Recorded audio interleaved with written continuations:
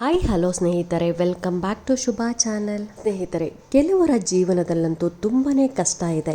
ಅವರು ಯಾವುದೇ ಕೆಲಸಕ್ಕೆ ಕೈ ಹಾಕಿದ್ರೂ ಅದರಲ್ಲಿ ಜಯ ಅನ್ನೋದು ಸಿಗ್ತಾ ಇಲ್ಲ. ಅವರು ಹೇಳ್ತಾ ಇರ್ತಾರೆ, ಇನ್ನು ನನ್ನ ಕೈಯಲ್ಲಿ ಏನೂ ಆಗೋದೇ ಇಲ್ಲ, ಎಷ್ಟೇ ಪ್ರಯತ್ನ ಪಟ್ಟರು ನಾನು ಸೋಲ್ತಾ ಇದ್ದೀನಿ, ತುಂಬಾ ಕಷ್ಟಪಟ್ಟರು ಅದರಿಂದ ನನಗೆ ಏನೂ ಆಗ್ತಾನೇ ಇಲ್ಲ ಅಂತ ಹೇಳ್ತಾ ಇರ್ತಾರೆ. ಜೀವನನೇ ತುಂಬ ಜಿಗುಪ್ಸೆ ಥರ ಆಗಿಬಿಟ್ಟಿದೆ. ನಾನು ಎಷ್ಟೇ ಕೆಲಸಕ್ಕೆ ಕೈ ಹಾಕಿದ್ರೂ ನನಗೆ ಅದರಿಂದ ಯಾವುದೇ ಒಂದು ಸಮಸ್ಯೆ ಅನ್ನೋದು ಜಾಸ್ತಿ ಆಗುತ್ತೆ ಹೊರತು ಅದರಿಂದ ನನಗೆ ಒಳ್ಳೆಯದಾಗ್ತಾ ಇಲ್ಲ ಅಂತ ತುಂಬ ಜನ ಹೇಳ್ತಾ ಇರ್ತಾರೆ. ವಾರಾಹಿ ದೇವಿಯನ್ನು ನೆನೆದು ವಾರಾಹಿ ದೇವಿಯನ್ನು ಪೂಜೆ ಮಾಡ್ತಾ ಈ ದೀಪವನ್ನು ಹಚ್ಚೋದ್ರಿಂದ ನಿಮ್ಮದು ಎಂಥದ್ದೇ ಸಮಸ್ಯೆ ಇರಲಿ ಸ್ನೇಹಿತರೆ, ನೀವು ಇಷ್ಟು ದಿನ ಕಷ್ಟಪಟ್ಟಿದ್ದೀರಾ, ಆದರೆ ಇನ್ನು ಕಷ್ಟಪಡೋಕ್ಕೆ ಹೋಗ್ಬಿಡಿ. ಯಾಕೆಂದರೆ ನಿಮಗೆ ವಾರಾಹಿ ದೇವಿ ಎಲ್ಲವನ್ನು ನಿಮ್ಮದು ಎಂತಹ ಸಮಸ್ಯೆ ಇದ್ದರೂ ಪರಿಹಾರ ಮಾಡ್ತಾಳೆ ಅಂತಲೇ ಹೇಳ್ಬೋದು. ಹಾಗಾಗಿ ಯಾವ ಸಮಯದಲ್ಲಿ ನಾವು ದೀಪ ಹಚ್ಚಬೇಕು, ಎಲ್ಲಿ ದೀಪ ಹಚ್ಚಬೇಕು ಅಂತಲೂ ತಿಳಿಸ್ಕೊಡ್ತೀನಿ. ವಾರಾಹಿ ದೇವಿಯನ್ನು ನೆನೆದು ಯಾವ ಸಮಸ್ಯೆಗೆ ನಾವು ಈ ದೀಪವನ್ನು ಹಚ್ಬೋದು ಅನ್ನೋದಾದರೆ ಸ್ನೇಹಿತರೆ, ಭೂಮಿಗೆ ಸಂಬಂಧಪಟ್ಟ ಎಂತಹದ್ದೇ ಸಮಸ್ಯೆ ಇದ್ದರೂ ನಿಮಗೆ ಈ ದೀಪದಿಂದ ಪರಿಹಾರ ಸಿಗುತ್ತೆ. ಅದು ನೀವು ಯಾವುದೋ ಒಂದು ಸೈಟ್ ತೊಗೊಬೇಕು ಅನ್ನೋದಾಗಲಿ, ಅಥವಾ ಮನೆ ತೊಗೊಬೇಕು ಅನ್ನೋದಾಗಲಿ, ಅಥವಾ ಅಣ್ಣ ತಮ್ಮಂದ್ರ ಮಧ್ಯ ಜಗಳ ನಡೀತಾ ಇದೆ ಜಮೀನಿಗೋಸ್ಕರ ಅನ್ನೋದಾಗಲಿ, ಅಥವಾ ನೀವು ಯಾವುದೋ ಒಂದು ಸೈಟು ಅಥವಾ ಭೂಮಿ ಕೇಸ್ ಆಗಿದೆ, ಅದು ಕೋರ್ಟಲ್ಲಿದೆ ಅನ್ನೋರಾಗಲಿ, ಯಾವುದೇ ಥರದ ಸಮಸ್ಯೆ ಇದ್ದರೂ ಅದು ಭೂಮಿಗೆ ಸಂಬಂಧಪಟ್ಟ ಸಮಸ್ಯೆ ಇದ್ದರೆ ಈ ದೀಪದಿಂದ ಪರಿಹಾರ ಆಗುತ್ತೆ ಸ್ನೇಹಿತರೆ. ನಮ್ಮ ಮನೆಯಲ್ಲಿ ದುಷ್ಟಶಕ್ತಿಗಳ ಕಾಟ ಜಾಸ್ತಿ ಆಗಿದೆ, ಮಾಟ ಮಂತ್ರ ಜಾಸ್ತಿ ಆಗಿದೆ, ನಮಗೆ ಗೊತ್ತಿರೋರೆ ನಮ್ಮ ಮನೆಗೆ ಮಾಟ ಮಂತ್ರ ಮಾಡಿಸಿ ತಂದು ಹಾಕ್ತಾರೆ, ಅಥವಾ ದುಷ್ಟಶಕ್ತಿ ಇದೆ, ಅಥವಾ ದೃಷ್ಟಿದೋಷ ಜಾಸ್ತಿ ಆಗ್ತಾ ಇದೆ, ನಾವು ಏನೇ ಮಾಡಿದ್ರೂ ಮನೆಯಲ್ಲಿ ಜಗಳಗಳು ಜಾಸ್ತಿ ಆಗ್ತಾ ಇರುತ್ತೆ, ಮನಸ್ತಾಪಗಳು ಜಾಸ್ತಿ ಆಗ್ತಾ ಇರುತ್ತೆ ಅನ್ನೋರು ಕೂಡ ಈ ದೀಪವನ್ನು ಹಚ್ಬೋದು. ಮೂರನೇದಾಗಿ ಅನಾರೋಗ್ಯ ಪೀಡಿತರು, ಅಂದರೆ ತುಂಬ ದಿನದಿಂದ ನನಗೆ ತುಂಬಾ ಕಾಯಿಲೆ ಇದೆ, ಹುಷಾರೇ ಆಗ್ತಾ ಇಲ್ಲ, ಎಲ್ಲ ಕಡೆ ತೋರಿಸ್ಕೊತಾ ಇದ್ದೀನಿ, ಮನೇಲಿ ಒಬ್ಬರಲ್ಲ ಒಬ್ಬರು ಅನಾರೋಗ್ಯದಿಂದ ಬಳಲ್ತಾನೆ ಇರ್ತಾರೆ. ಯಾವುದಾದ್ರೂ ಒಂದು ಸ್ಥಿತಿಲಿ ನಮ್ಮ ಮನೇಲಿ ಅನಾರೋಗ್ಯದಿಂದ ನಾವು ಬರೀ ಆಸ್ಪತ್ರೆಗೆ ನಮ್ಮ ದುಡ್ದಿದ್ದ ದುಡ್ಡೆಲ್ಲ ಆಸ್ಪತ್ರೆಗೆ ಇಡ್ತಾ ಇರ್ತೀರಿ, ಯಾವಾಗಲೂ ಒಂದಲ್ಲ ಒಂದು ಕಾಯಿಲೆ ಇದ್ದೇ ಇರುತ್ತೆ ಅನ್ನೋರು ಕೂಡ ಈ ದೀಪವನ್ನು ಹಚ್ಬೋದು. ಇನ್ನು ಕೃಷಿ ಮಾಡ್ತಾ ಇದ್ದೀನಿ, ತುಂಬಾ ನಷ್ಟ ಆಗ್ತಿದೆ, ಅದರಿಂದ ನನಗೆ ಆದಾಯನೇ ಆಗ್ತಿಲ್ಲ, ನಾನು ಹಾಕಿದಂಥ ಬೆಳೆನೂ ನನಗೆ ಕೈಗೆ ಸಿಗ್ತಾ ಇಲ್ಲ, ಬರೀ ಅದರಿಂದ ನಷ್ಟನೇ, ನನ್ನ ಕೈಯಿಂದನೇ ಜಾಸ್ತಿ ದುಡ್ಡು ಹೋಗ್ತಾ ಇದೆಯೇ ಹೊರತು ನಾನು ಕೃಷಿಯಿಂದ ಆದಾಯ ತೊಗೊಳಕ್ಕಾಗ್ತಾನೇ ಇಲ್ಲ ಅನ್ನೋರು ಕೂಡ ಸ್ನೇಹಿತರೆ, ನಿಮಗೆ ಬಹಳನೇ ಯೂಸ್ಫುಲ್ ವಿಡಿಯೋ ಅಂತ ಹೇಳ್ಬೋದು. ಹಾಗಾಗಿ ಈ ವಿಡಿಯೋನ ಯಾರೂ ಮಿಸ್ ಮಾಡಬೇಡಿ, ಎಲ್ಲರೂ ನೋಡಿ ಇದರ ಉಪಯೋಗವನ್ನು ಪಡ್ಕೊಳ್ಳಿ ಅಂತ ಹೇಳ್ತಾ ಈ ಅಮ್ಮನನ್ನು ಬೇಡಿಕೊಂಡು ಈ ರೀತಿಯಾಗಿ ಮಾಡೋದ್ರಿಂದ ನಮ್ಮ ಸಮಸ್ಯೆಗಳು ಪರಿಹಾರ ಆಗುತ್ತೆ ಸ್ನೇಹಿತರೆ. ಎಷ್ಟೋ ಜನರಿಗೆ ವಾರಾಹಿ ಅಮ್ಮನ ಬಗ್ಗೆ ಗೊತ್ತೇ ಇಲ್ಲ.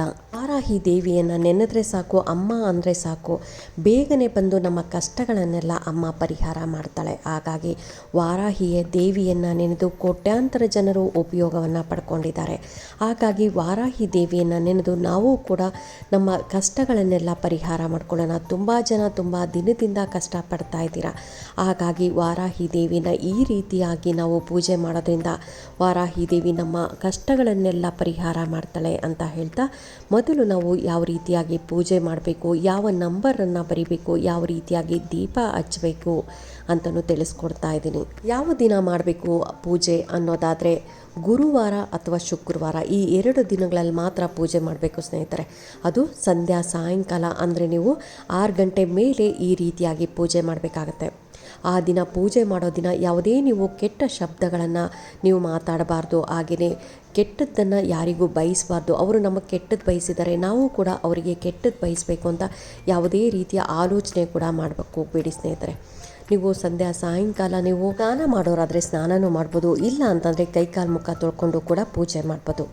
ವಾರಾಹಿ ದೇವಿಯ ಫೋಟೋ ಇತ್ತು ಅಂದರೆ ಫೋಟೋ ಎಲ್ಲ ಕ್ಲೀನ್ ಮಾಡಿಕೊಂಡು ಕೆಂಪು ಹೂಗಳಿಂದ ವಾರಾಹಿ ದೇವಿಗೆ ಅರಿಶಿನ ಕುಂಕುಮ ಕೆಂಪು ಹೂಗಳಿಂದ ಅಲಂಕಾರ ಮಾಡ್ಬೋದು. ಅಕಸ್ಮಾತ್ ಫೋಟೋ ಇಲ್ಲ, ವಿಗ್ರಹ ಇಲ್ಲ ಅಂತಂದರೆ ನೀವು ಒಂದು ದೀಪವನ್ನು ಹಚ್ಚಬೇಕಾಗತ್ತೆ. ದೀಪವನ್ನು ಹಚ್ಚಿ ದೀಪಕ್ಕೆ ಅರಿಶಿನ ಕುಂಕುಮ ಇಟ್ಟು ಕೆಂಪು ಹೂಗಳಿಂದ ಅಲಂಕಾರ ಮಾಡಿ ನೀವು ಆ ದೀಪದಲ್ಲೇ ವಾರಾಹಿ ದೇವಿಯನ್ನು ಪ್ರತಿಷ್ಠಾಪನೆ ಮಾಡಿಕೊಂಡು ನೀವು ಈ ರೀತಿಯಾಗಿ ದೀಪವನ್ನು ಹಚ್ಚಿದ ನಂತರ ಒಂದು ವೈಟ್ ಪ್ಲೇನ್ ಶೀಟ್ ತೊಗೊಳ್ಳಿ, ಅದರ ಮೇಲೆ ರೆಡ್ ಪೆನ್ನಲ್ಲಿ ಇಲ್ಲಿ ಸ್ಕ್ರೀನ್ ಮೇಲೆ ಬರ್ತಾ ಇದೆಯಲ್ಲ ಸ್ನೇಹಿತರೆ, ಈ ನಂಬರನ್ನು ಈ ವರ್ಡನ್ನು ಬರಿಬೇಕಾಗತ್ತೆ.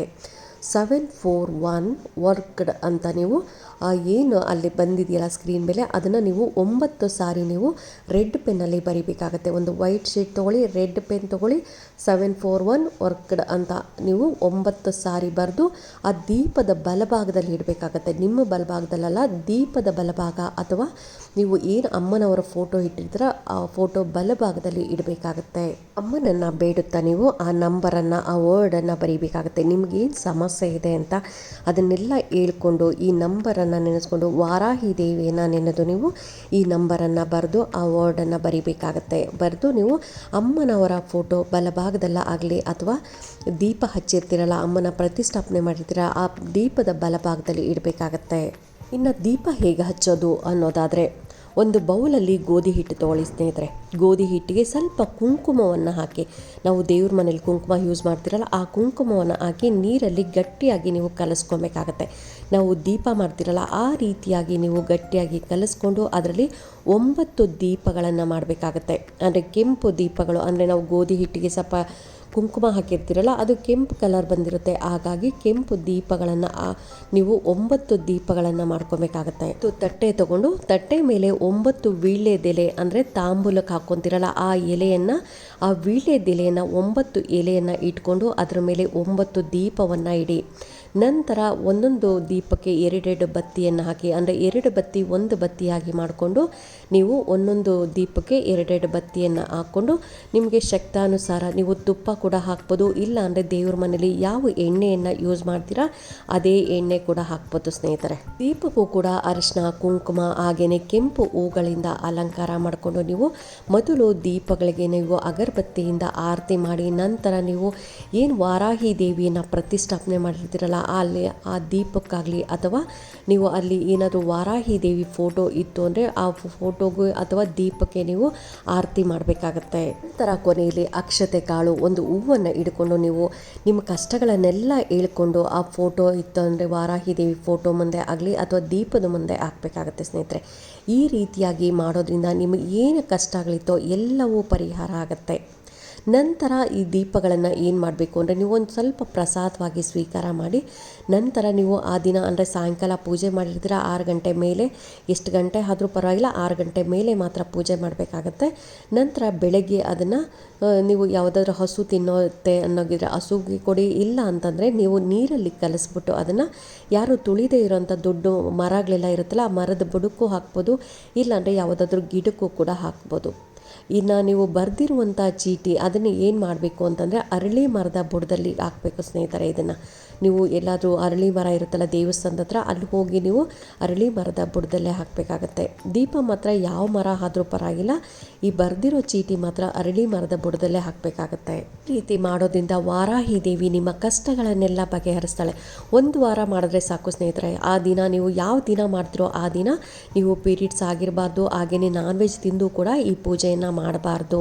ಹಾಗಾಗಿ 1 ದಿನ ನೀವು ಮಾಡಿದ್ರೆ ಸಾಕು, ಪದೇ ಪದೇ ಮಾಡಬೇಕು ಅಂತ ಏನಿಲ್ಲ. ನೀವು ಗುರುವಾರ ಆಗಲಿ ಅಥವಾ ಶುಕ್ರವಾರ ಆಗಲಿ ಈ 2 ದಿನದಲ್ಲಿ ಯಾವ ವಾರ ಆಗುತ್ತೋ ಆ ವಾರ ಮಾಡ್ಕೊಳ್ಳಿ. ನೀವು ಇಷ್ಟು ದಿನ ತುಂಬಾ ಕಷ್ಟಪಟ್ಟಿದ್ದೀನಿ ಅನ್ನೋರಾಗಲಿ ಅಥವಾ ಯಾವುದೇ ಒಂದು ಜಮೀನಿನ ವಿಷಯ ಆಗಲಿ, ಸೈಟಿನ ವಿಷಯ ಆಗಲಿ ಅಥವಾ ಅನಾರೋಗ್ಯದ ಸಮಸ್ಯೆ ಆಗಲಿ ಅಥವಾ ಶತ್ರು ಬಾಧೆ, ದೃಷ್ಟಿ ದೋಷ ಆಗಲಿ ಅಥವಾ ಯಾವುದೇ ಒಂದು ಸಂಕಷ್ಟಗಳಿದ್ರೂ ಕೂಡ ಅಮ್ಮ ಪರಿಹಾರ ಮಾಡ್ತಾಳೆ ಸ್ನೇಹಿತರೆ. ಹಾಗಾಗಿ ಅಮ್ಮನನ್ನು ಬೇಡಿಕೊಂಡು ನೀವು ಏನು ಕಷ್ಟ ಇದೆ ಅದನ್ನು ಹೇಳ್ಕೊಳ್ಳೋದ್ರಿಂದ ಅಮ್ಮ ಕ್ಷಣ ಮಾತ್ರದಲ್ಲೇ ನಿಮಗೆ ಪರಿಹಾರವನ್ನು ಕೊಡ್ತಾಳೆ. ಹಾಗಾಗಿ ಎಲ್ಲರೂ ವಾರಾಹಿ ದೇವಿಯ ಪೂಜೆ ಮಾಡ್ಕೊಳ್ಳಿ. ವಾರಾಹಿ ದೇವಿ ಎಲ್ಲರಿಗೂ ಒಳ್ಳೇದು ಮಾಡಲಿ ಅಂತ ಹೇಳ್ತಾ, ಇನ್ನೂ ನನ್ನ ಚಾನಲ್ಗೆ ಯಾರೆಲ್ಲ ಸಬ್ಸ್ಕ್ರೈಬ್ ಮಾಡಿಕೊಂಡೆ ಹಾಗೇ ನೋಡ್ತಾ ಇದ್ದೀರಾ ಎಲ್ಲರೂ ಸಬ್ಸ್ಕ್ರೈಬ್ ಮಾಡ್ಕೊಳ್ಳಿ. ಪಕ್ಕದಲ್ಲಿರೋಂಥ ಬೆಲ್ ಐಕಾನ್ ಪ್ರೆಸ್ ಮಾಡೋದ್ರಿಂದ ನಾನು ಹಾಕೋ ವಿಡಿಯೋಗಳೆಲ್ಲ ಬೇಗ ಬಂದು ತಲುಪುತ್ತೆ. ಹಾಗಾಗಿ ವಾರಾಹಿ ದೇವಿ ಎಲ್ಲರಿಗೂ ಒಳ್ಳೇದು ಮಾಡಲಿ ಅಂತ ಹೇಳ್ತಾ ಥ್ಯಾಂಕ್ ಯು.